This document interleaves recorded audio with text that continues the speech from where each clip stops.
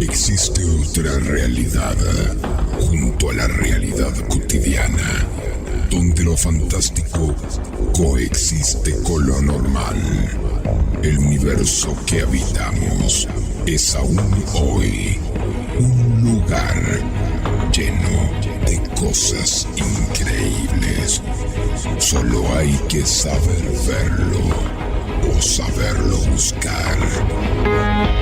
Misterios del Cosmos. Un espacio semanal para que busquemos las respuestas. Porque la verdad está ahí afuera.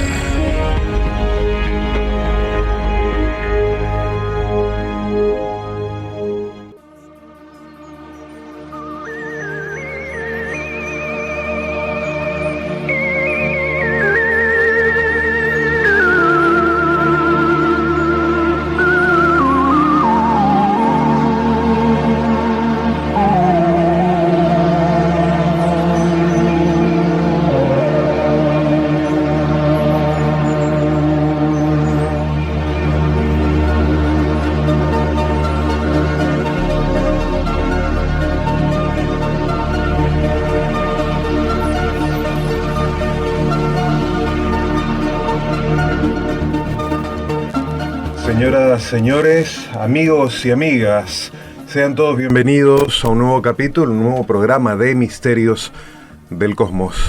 Aquí, como lo hacemos cada semana, para compartir aquellos temas que, como siempre decimos, no tienen un lugar destacado en los medios, en los grandes medios de comunicación. Hablamos de noticieros, prensa gráfica, tal vez muchos documentales referidos al tema. Cada tanto toquen algunas cuestiones novedosas, investigación, pericias, análisis de la casuística ufológica y paranormal. Sin embargo, es más que trillado conocer y ver en estos programas, hablar siempre de alienígenas ancestrales, de ufología en la antigüedad, sin presentar casuística realmente relevante o nueva, con datos duros e investigadores serios.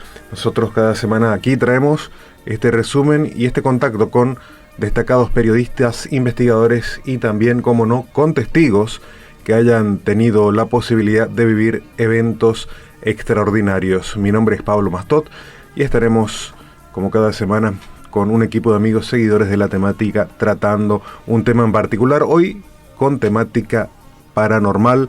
Vamos a estar en comunicación con el periodista e investigador Marcelo Metaller, que va a estar charlando con nosotros sobre un caso muy puntual y particular ocurrido en la ciudad de La Plata a mitad de la década de 1980 y que, según me ha adelantado él, ha tenido réplica en otros puntos del país y también según investigaciones que hemos hecho en el mundo, lugares donde de repente, de un momento para otro, en una casa particular, la sangre comienza a brotar de las paredes, del piso, sin encontrar una fuente y una explicación natural a esto, por supuesto.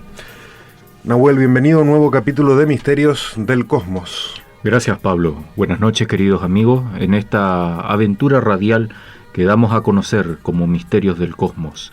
Como dijo Pablo, donde no solo escuchará la opinión y las experiencias de investigadores de campo que han estado en la escena de los hechos, sino también de personas cuyos encuentros con lo paranormal, con lo enigmático, con lo misterioso, con lo extraño, ha cambiado sus vidas para siempre.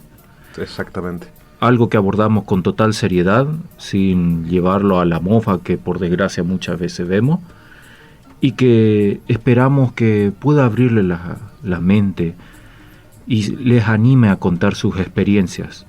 Todos tenemos algún conocido, o todos hemos sido ese conocido, claro, que ha pasado por algo extraordinario y no se anima a contar.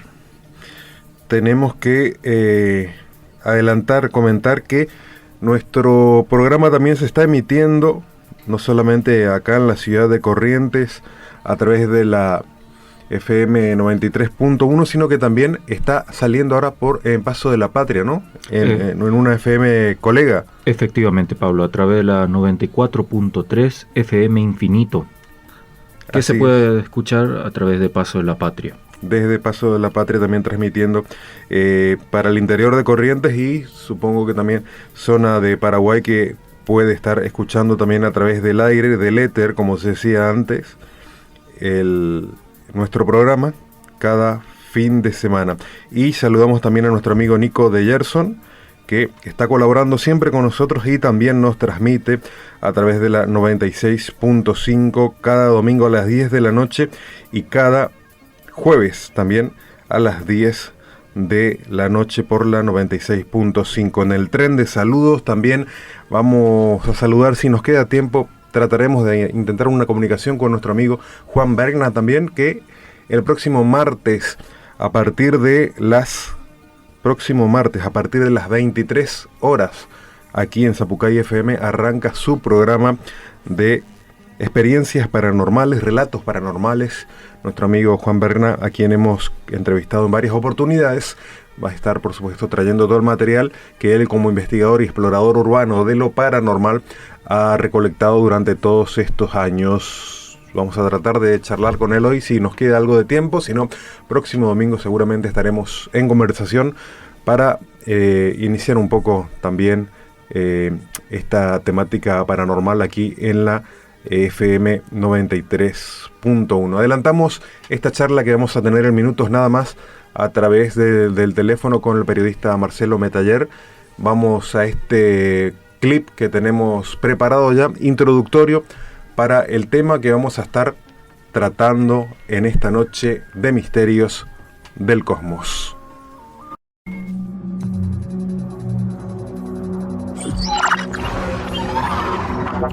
Ciudad de La Plata, 15 de noviembre, 1986. Ese sábado Luis y su esposa Cipriana se levantaron a la hora de siempre, a eso de las 7:30 antes de abrir el negocio Foto Iris. Luis salió a comprar el diario y la mujer se puso a barrer. De repente, al abrir la puerta para sacar bien la tierra, vio que de entre las baldosas brotaba sangre. Así, en medio de la rutina hogareña, empezó uno de los casos más extraños que hayan sucedido en la capital bonaerense, y que a día de hoy, décadas después, continúa sin tener una resolución. La casa se había despertado con un hecho extraordinario. Con el paso de las horas se fue corriendo la voz, y al mediodía la sencilla vivienda era un mare magnum. Se había llenado de curiosos, mujeres orando y místicos. Las manchas de sangre se veían desde la puerta del negocio y llegaban hasta la cocina, la última dependencia de la casa. Se trataba de lenguas rojizas, la mayoría ya secas. Otras, las del fondo, mantenían un estado semilíquido, como si estuviera coagulándose. Entre toda la gente que se abarrotaba en el lugar, llorando por el milagro y mojando estampitas de santos en el rojo líquido, había policías investigando lo obvio, de dónde había salido esa supuesta sangre. Mientras tanto, la sangre seguía brotando.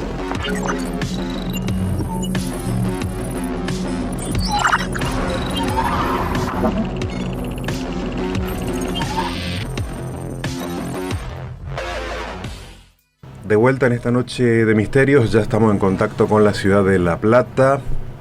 El periodista e investigador Marcelo Metaller, que está en contacto con nosotros esta noche, por supuesto, para charlar de este tema que hemos adelantado. Tiene que ver con un evento paranormal ocurrido en la ciudad de La Plata en el año 1987. A ver si no me equivoco, me va a corregir Marcelo. Muy buenas noches, bienvenido a Misterios del Cosmos, Marcelo. ¿Qué tal? Buenas noches, ¿cómo están por allá? Bien, bien, acá esperando esta comunicación, por supuesto, porque realmente a nosotros nos ha llamado la atención esto de que un evento paranormal se dé en estas circunstancias, ¿no? Muchas veces uno está acostumbrado a la cuestión poltergeist, sonidos, pero nunca una materialización tan extraña como esta, la de la sangre ocurrida en esta casa de la ciudad de La Plata. Esto pasó en el año 1987, ¿verdad? Exacto, pasó en el fin de semana del 15 al 16 de noviembre de 1986, muy pocos días antes de un evento muy fuerte acá en La Plata, que es el 19 de noviembre, que es el aniversario de la ciudad. Así que había como un espíritu de la gente en general, se estaban preparando para ese aniversario, y por eso fue esto más conmocionante todavía, porque es casi coincidente, casi pasó al mismo tiempo que la fiesta del aniversario. Interesante, además, bueno, la gente que estaba seguramente agolpándose en esa zona de la capital bonaerense, ¿no? Para celebrar este evento, habrá sido seguramente más que significativo saber que está al mismo tiempo ocurriendo un evento de estas características, ¿no? Esto ocurrió un fin de semana, sábado por la mañana comienzan estos hechos. Es la señora la primera que descubre estas pequeñas manchas, ¿no? Claro, vamos a hacer un panorama. El lugar era ahí vivía un fotógrafo que se llamaba Luis Fersco, y en el frente, en un garage grande, acá es muy común en las casas de La Plata que tengan entrada por el garage. Bueno, en ese garage de la entrada habían armado la casa de fotografía, que se llamaba Foto Iris. Bueno, en ese lugar, ese sábado de la mañana, Luis, este hombre, se había levantado para ir a comprar el diario. Y mientras tanto, la mujer, era muy temprano, la mujer se puso a ahorrar el local como para después ya abrir para los clientes, abrir el mediodía, ¿no? Como todos los sábados, creo que abrían, ponerle de 9 a 1 de la tarde, una cosa así. Y cuando empieza como a repasar el piso para sacar la tierra, ahí es cuando se da cuenta que ve las manchas de sangre. Y ahí comienza este episodio que duró todo el fin de semana y que mantuvo a todo el barrio en ascuas, digamos, estuvieron todos enloquecidos. No solo el barrio, venían de todos lados, pero fue un suceso que causó conmoción en la ciudad de La Plata. Marcelo, estas primeras huellas que se encontraron, ¿se trataba de sangre fresca? ¿Se trataba de un líquido oscuro, más bien con apariencia de sangre coagulada? ¿En qué estado se encontraban estas primeras manchas encontradas? No, era sangre que parecía fresca. Bien. De hecho, la tocaban y te quedaban los dedos manchados. Increíble. Y después, bueno, más adelante ya lo vamos a charlar, pero la gente llevaba estampitas religiosas y las mojaba en la sangre. Así que era sangre fresca. Increíble. Brotaba desde el piso, desde entre las baldosas, ¿no? Claro, exactamente, brotaba, pero aparte, inclusive algunos testigos la vieron brotar y manchar las patas de los muebles. Increíble. No es que se despertaron, miraron y la sangre estaba ahí, como dijiste vos, coagulada. No, era sangre fresca, claramente. Bien, todo el tiempo se encontraban nuevas manchas. Entonces, según la crónica que he leído que has escrito, se dirigía a través de toda la dependencia hasta el fondo de la casa, ¿no? O sea, es como que atravesaba toda la casa estas manchas. Claro, porque lo que pasa es que ahí, unos meses antes, habían fotografiado una imagen de la Virgen de María de la Rosa Mística, que el santuario está a 2 cuadras de la casa. Entonces el padre de la iglesia donde está el santuario era amigo de Fersco, y cuando le enviaron la imagen desde Italia, porque el culto a la Rosa Mística nació en Italia en 1947, casualmente, ¿no? Un año muy caro para todos los que estamos en el tema de la ufología. Bueno, la cuestión es que la imagen de la Rosa Mística, que no sé si todos la conocen, es una virgen de blanco con 3 rosas de distintos colores, una roja, una blanca y una amarilla en el pecho. Bueno, esa imagen de yeso se la envían al cura de Italia, y este va al salón de fotografía de Fersco para tomarle fotos. La fueron poniendo, le sacaron fotos en distintos lugares de la casa, llegando hasta el fondo, y lo que dijeron después los testigos, sobre todo el hijo del hombre de Fersco, que era un muchacho en esa época, que la imagen, que la sangre en el piso marcaba el recorrido de la imagen de la Virgen de la Rosa Mística cuando le habían tomado las fotos un tiempo antes. Así que era como un recorrido marcado en la casa. Increíble. ¿Hubo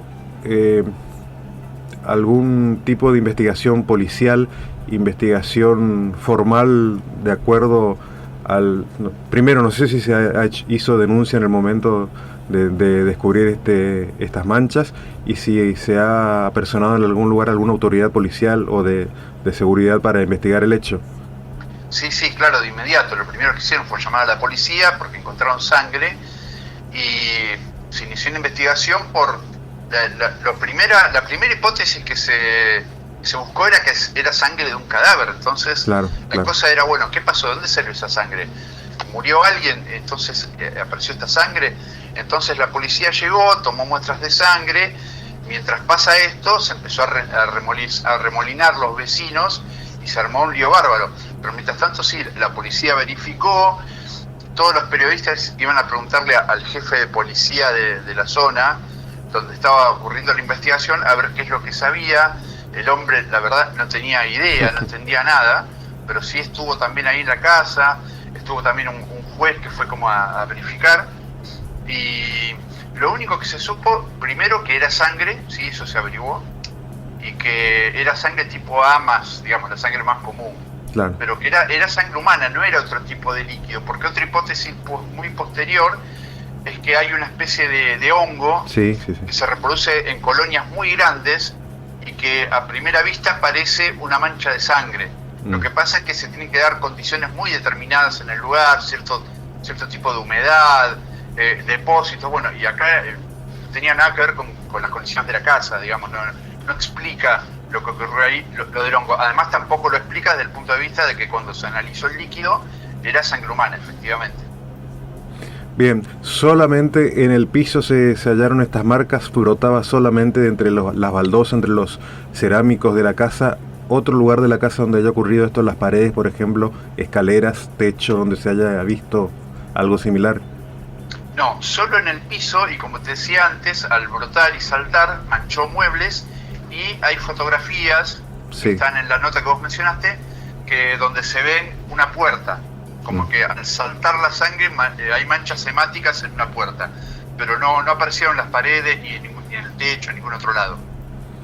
Bueno, increíble esto. Se ocurrió durante todo el sábado y todo el domingo.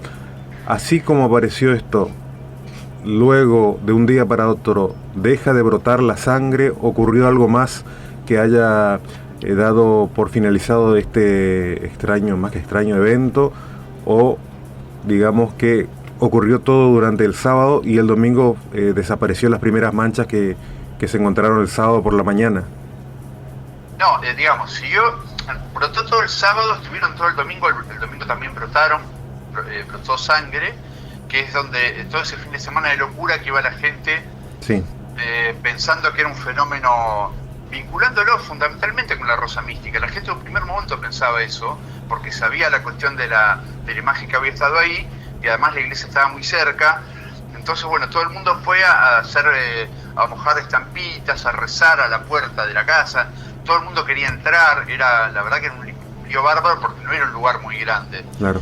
Y mientras tanto pasaron otras cosas raras, como que, por ejemplo, bueno, fue un parapsicólogo que no detectó nada.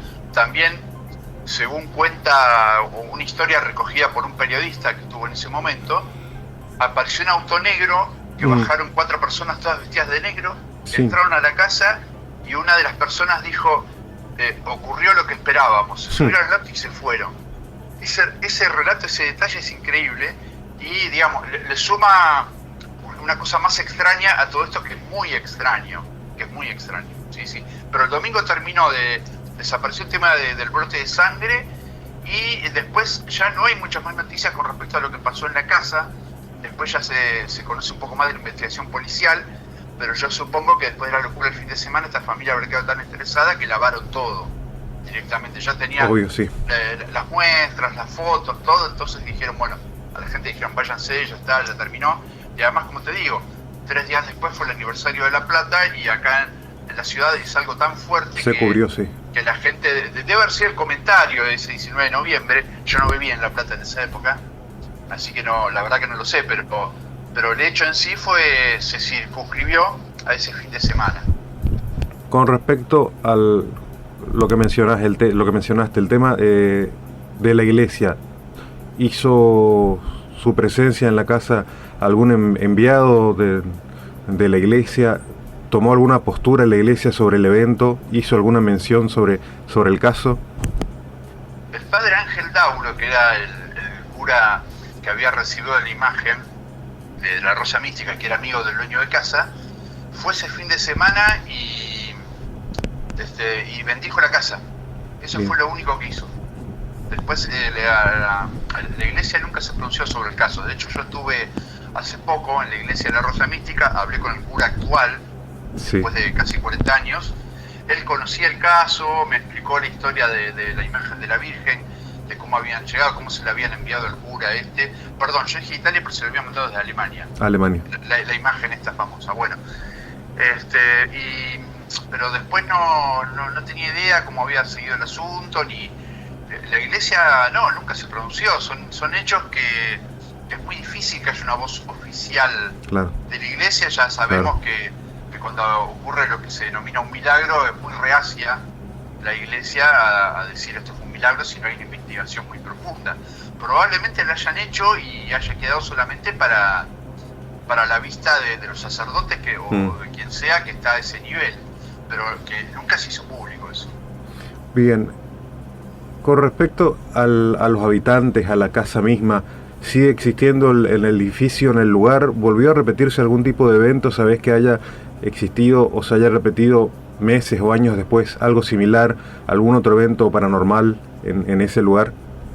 Mira, para empezar, la casa no existe más desde hace unos cuantos años, porque todos los protagonistas, las 3 personas que vivían en la casa, que eran Luis Fersco, su mujer, y Máximo Oscar Fersco, el hijo, Sí. los 3 fallecieron ya, inclusive el hijo, que era bastante joven, pero falleció hace muy pocos años, y la casa fue demolida, y en este momento hay un edificio de departamentos, ni siquiera existe el número, porque la casa era 54, acá en La Plata, creo, no sé si todos saben, pero las Sí. calles tienen números, no tienen nombre. Sí, claro. Esto fue en la calle 54 al 1310.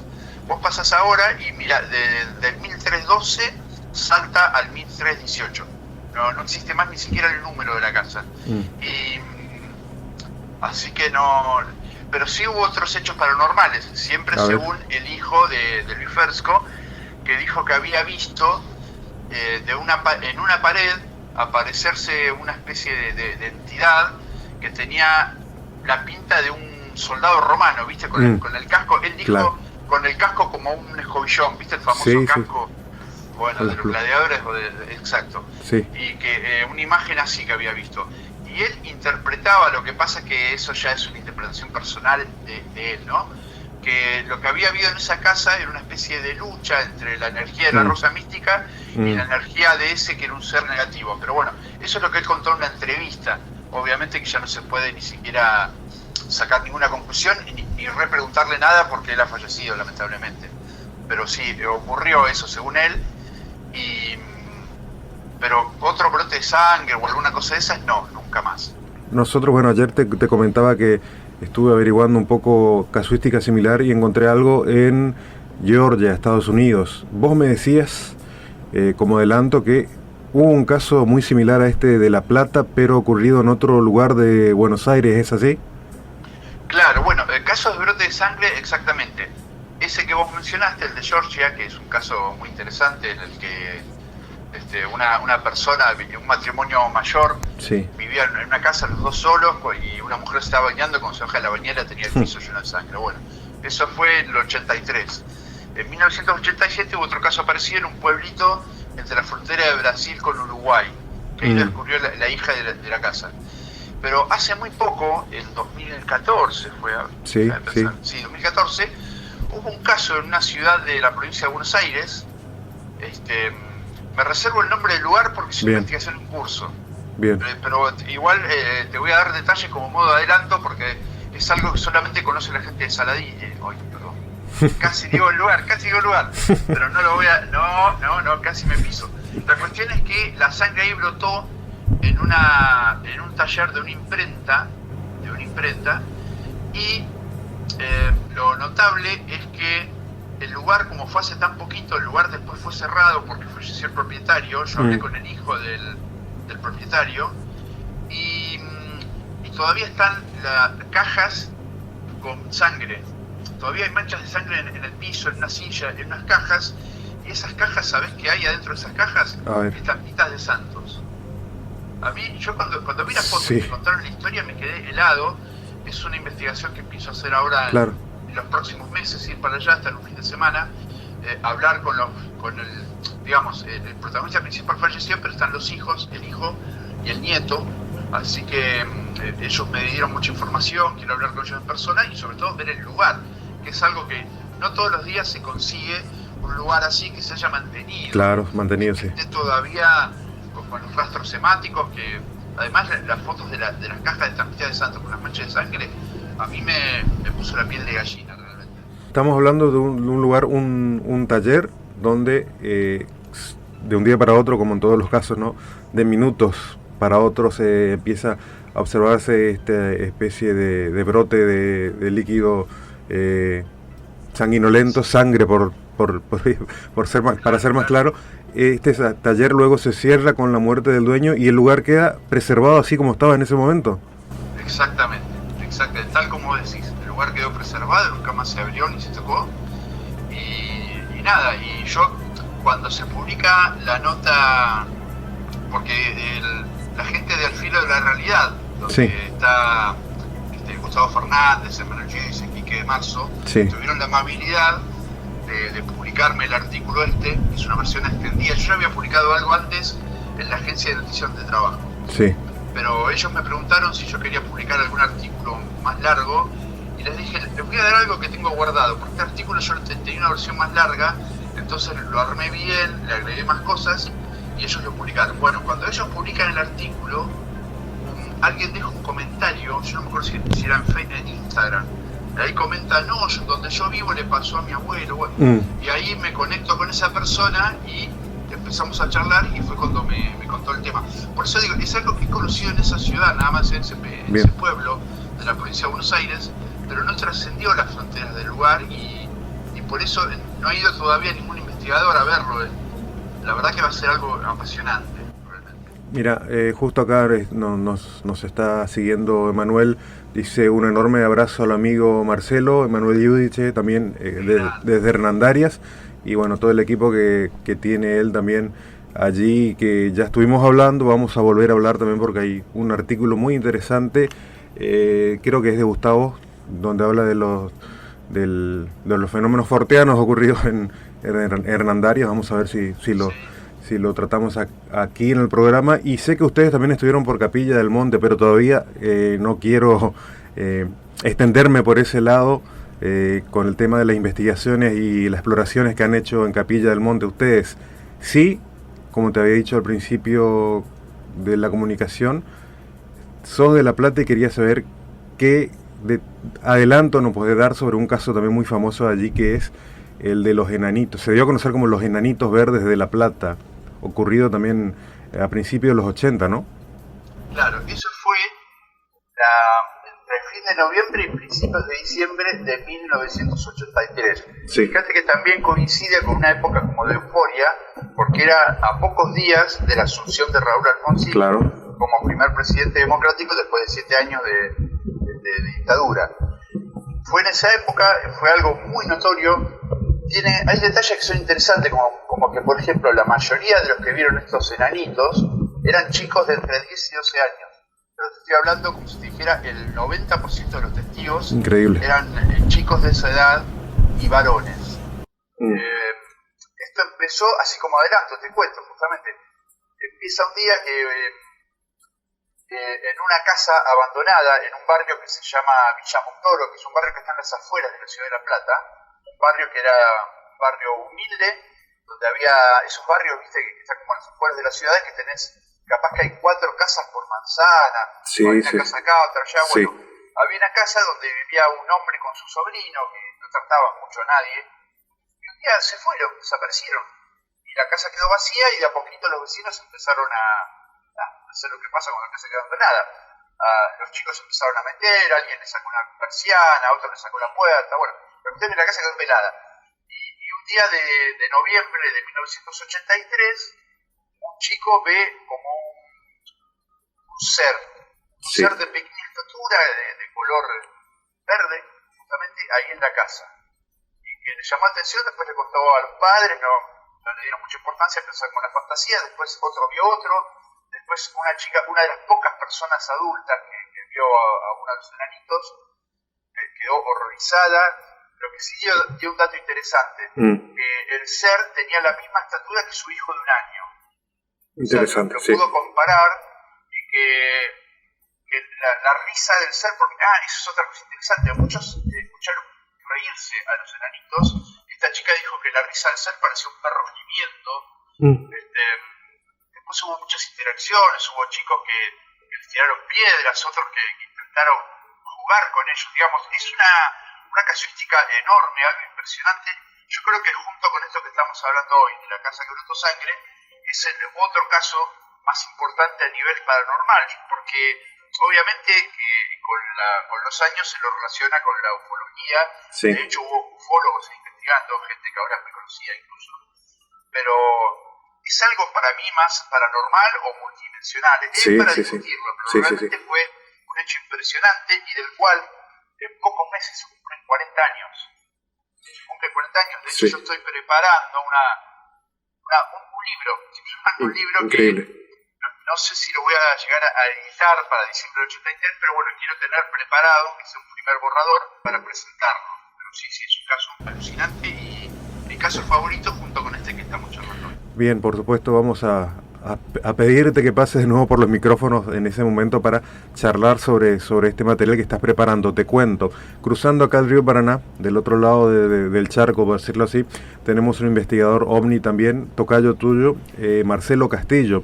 Él me comentó un caso también hace un par de meses, ocurrido a principios de los 80, si no me equivoco, 78, 79, en una escuela de las afueras de Resistencia, donde también los chicos observaban cómo pequeños seres enanitos salían de adentro de un gran árbol, si no me equivoco era un eucalipto, y estos enanitos le tiraban piedras a los chicos, a los alumnos de la escuela que estaban en el recreo, se acercaban al lugar y salían los pequeños seres de dentro del árbol, le arrojaban piedras a los chicos en pleno recreo, ¿no?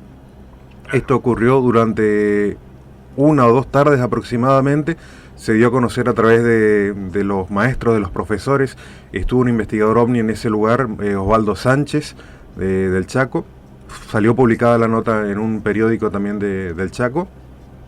Y luego este árbol se retiró y en lugar de ese árbol, en donde estaba el árbol, se construyó una ermita a una virgen también, como guardando el lugar donde habían ocurrido estos hechos, no sé con qué intención, ¿no? Pero hoy en vez de ese árbol hay justamente una ermita con una estatua de la Virgen allí en el patio de esa escuela. Mirá qué interesante ese detalle. Yo conocía lo de los chicos, pero no sabía lo de la ermita. Sí. Acá en La Plata, para volver a la ciudad por un segundo, ocurrió algo similar a principios del siglo XX, cuando en el bosque, La Plata tiene la parte de la ciudad y un gran bosque como si fuera Palermo en la ciudad de Buenos Aires. Sí. Y en ese bosque, en una avenida, había un árbol que la gente decía que lloraba. Es más, salió en la revista Caras y Caretas, se hizo famoso, iba la gente ahí al árbol y se escuchaba un llanto, pero inclusive cuando no había viento. La explicación oficial es que era una determinada forma de las hojas que parecía un gemido, bueno, qué sé yo. La cuestión es que se llenaba de gente y eso estaba frente al observatorio astronómico de La Plata. Claro, y el cuidador del observatorio, como ya le molestaba que viniera tanta gente, cortó el árbol. O sea, pienso en eso que vos me contás del árbol misterioso, y que le chantaron una ermita encima. Igual es interesante porque es reemplazar algo luminoso con otra cosa de otro orden, pero que también es algo relacionado con el mundo espiritual. Es interesante lo que hicieron. Como vos a Capilla del Monte, y en la entrada de Don Camila también hay una virgen, en determinadas cuevas hay vírgenes, y me parece perfecto, o sea, me parece interesante como ejemplo de siempre es un símbolo, ¿no?, que reemplaza a otro, pero igual está bueno, es interesante. Marcelo, terminamos por hoy esta charla, pero queremos agradecerte, por supuesto, de parte de todo el equipo. Acá estamos Pedro, yo, está Nahuel también compartiendo los micrófonos hoy. Estuvimos escuchando muy atentamente. Vamos a seguir molestándote más adelante para charlar de estos temas porque, como bien decías, hay mucho material y estás preparando también un trabajo interesante sobre este caso que hablábamos de los enanitos de La Plata, así que vamos más adelante a requerir tu presencia radial para que la gente también esté al tanto de tus investigaciones y de este trabajo que vas a publicar seguramente, no sé si en este año, como decías vos, o el próximo año. Ya pasado los 40 años del caso, pero nos gustaría también que nos estés relatando un poco más, con más detalles este caso. Por favor, sí, ningún problema. No, muchísimas gracias a ustedes, un saludo enorme para ustedes, para la audiencia, y muchísimas gracias por el espacio. La verdad que estos temas son tan interesantes, sí, que siempre está buenísimo encontrar otra vía para poder comentarlos, para poder charlar con gente que también está en el asunto como ustedes. Así que fue un placer, chicos. Muchas gracias. Un abrazo grande, Marcelo. Hasta luego.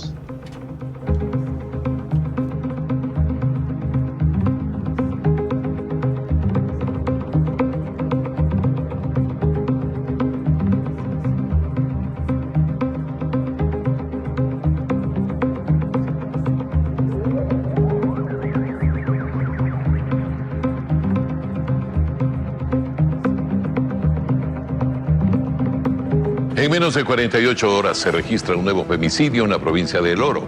Esta vez la víctima fue estrangulada por su esposo, quien huyó con 2 de sus hijos. El hecho ocurrió la mañana de este miércoles en el sector de Sauces. Este es el segundo femicidio que se registra en El Oro. Confiamos en que el dispositivo se arme para que se capture el femicidio. El lunes, otra mujer fue atacada por su conviviente, quien de un machetazo le cortó un brazo. La víctima fue estrangulada por su esposo, quien huyó con 2 de sus hijos.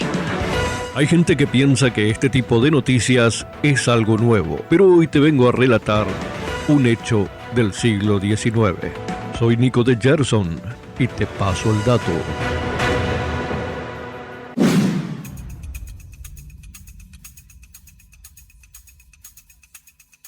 El fantasma que resolvió un asesinato.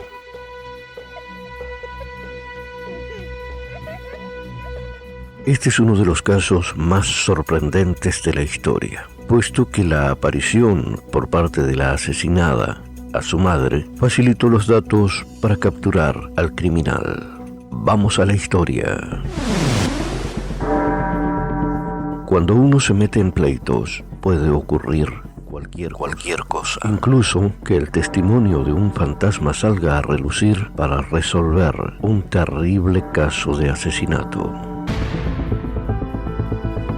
El suceso ocurrió a finales del siglo XIX. Elba Zona Hister, casada con el herrero Erasmus Traveling Truth Show, apareció muerta el 23 de enero de 1897 en su domicilio del condado de Greenberg, en Virginia Occidental. Cuando el médico local George W. Knapp fue avisado para explorar el cadáver y determinar las causas del fallecimiento, se encontró con que Erasmus había lavado el cuerpo de Elba, lo había ataviado con un vestido de cuello alto, un velo cubriendo la cara y colocado sobre la cama a la espera de que se iniciara el velatorio. Mientras el doctor Knapp trató de examinar a la víctima, Erasmus no se separaba de su esposa. Afligido, sujetaba la cabeza entre sollozos, aferrado a ella, a tal punto que el médico no se atrevió a apartarlo y se centró en el resto del cuerpo de Elba. Knapp no encontró ningún indicio incriminatorio y determinó que el motivo de aquel súbito óbito fueron unas complicaciones del embarazo. El doctor conocía la fragilidad de salud de la fallecida. La había estado tratando las semanas previas por problemas femeninos. Así que este desenlace no resultó después de todo inesperado para él. Los funerales de Hister se celebraron en la casa de sus padres y el comportamiento del marido siguió siendo conmovedor. envolvió el cuello de la difunta con un pañuelo, su pañuelo favorito, e hizo reposar la cabeza entre grandes almohadones para que estuviera más cómoda. Todos los asistentes entendieron aquellos gestos como propios del duelo del momento. Todos, menos una persona. Mary Jane Hilster, la madre de Elba, a quien nunca le había agradado Erasmus. Él se había casado 2 veces antes de contraer matrimonio con Souna, y durante ambas relaciones tuvo episodios de maltrato doméstico. Pasó por la cárcel por robar caballos, y la muerte de su segunda esposa sucedió en circunstancias no bien aclaradas, aunque a Shu nunca se le acusó de nada. Mary Jane comenzó a orar, implorando la ayuda divina que la iluminara para esclarecer la muerte de su hija. Y la respuesta a sus plegarias llegó en forma de aparición durante 4 noches seguidas. Elba, desde el más allá, reveló a su madre que había sido asfixiada, y con esta información, Mary Jane acudió al fiscal John Alfred Preston. El prodigio no llamó la atención de la autoridad judicial, pero la insistencia fue motivo suficiente para echarle un segundo vistazo al caso. En esa revisión, Preston se percató de que el Dr. Knape nunca pudo explorar el cuello de la fallecida, así que ordenó exhumar el cadáver, y entonces vino la sorpresa. Elba presentaba el cuello roto y la tráquea aplastada. Inmediatamente Shu fue detenido y procesado como el principal culpable del asesinato. Durante el juicio, uno de los testigos que subió al banquillo fue la desconsolada madre. El abogado defensor de su yerno trató de desacreditarla ante el jurado preguntándole por sus visiones, pero Mary Jane siempre se mantuvo firme, según recogió, palabra por palabra, la prensa de la época. No fue un sueño. Ella regresó y me dijo que él se enfadó porque ella no tenía carne cocinada para la cena. Ella vino 4 veces y 4 noches, pero la segunda noche me dijo que su cuello fue aplastado en la primera articulación y sucedió tal como ella me dijo. El abogado insistió que todo aquello pudo ser el fruto de su imaginación, dado el estado de ánimo que atravesaba, pero la madre aseveró rotunda: no, señor, no fue un sueño, porque estaba tan despierta como siempre. Llevaba el mismo vestido con el que fue asesinada, y cuando fue a dejarme, giró completamente la cabeza y me miró, como si quisiera que lo supiera todo. Poco más de 1 hora necesitó el jurado para deliberar y emitir un veredicto de culpabilidad.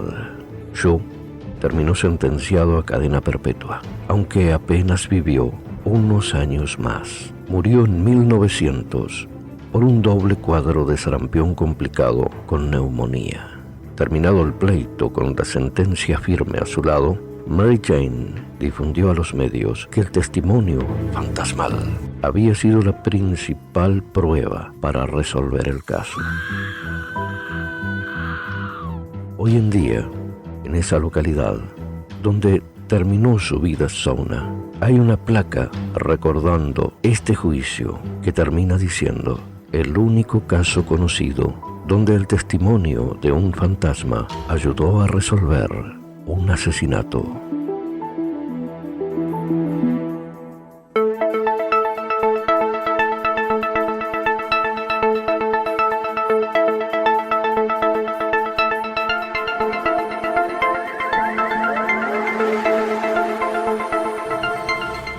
Bien, de vuelta ya en los minutos finales, minuto final ya pasado de horario.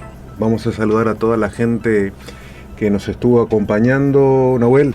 Sí, a nuestros queridos radioescuchas, gente como Renzo y la familia Almirón, Leandro y la familia Peralta, Graciela y la familia Abogado, a Carlos que nos escucha desde Buenos Aires, al grupo de Caletre, al amigo Tony, a Marcelo Castillo, a Emanuel Giudice y a Cristian Llano. Cristian Llano también de La Plata, que está escuchando el programa, nos dice: no hay que olvidarse que frente a la casa donde ocurrió el hecho que brotaba sangre, también fue el primer avistamiento ovni de La Plata en el año 1947. Bien frente ahí donde ocurrió este hecho de la casa que estábamos comentando, donde brotaba sangre del piso. Vamos a despedirnos, no sin antes recordarles a todos ustedes que este martes a las 23 horas comienza el programa de nuestro amigo Juan Berna, a partir de las 23 aquí en la 93.1, Historias Paranormales. Próximo martes también, a partir de las 11 de la noche, vamos a estar en algún momento haciendo una visita a Juan acá para charlar, para tocar estos temas, ¿no? Nos despedimos por ahora, saludamos también a nuestro amigo Nico de Gerson, que nos transmite a través de la 96.5 los domingos a las 22 horas y los jueves también a las 22 horas. Muchas gracias, Pedro, también por acompañarnos hoy en el programa. Pipo Palacios nos estuvo acompañando a través del éter y el amigo Hugo en la operación técnica. Muchas gracias a todos ustedes por acompañarnos. Muy buenas noches. Hasta el próximo programa.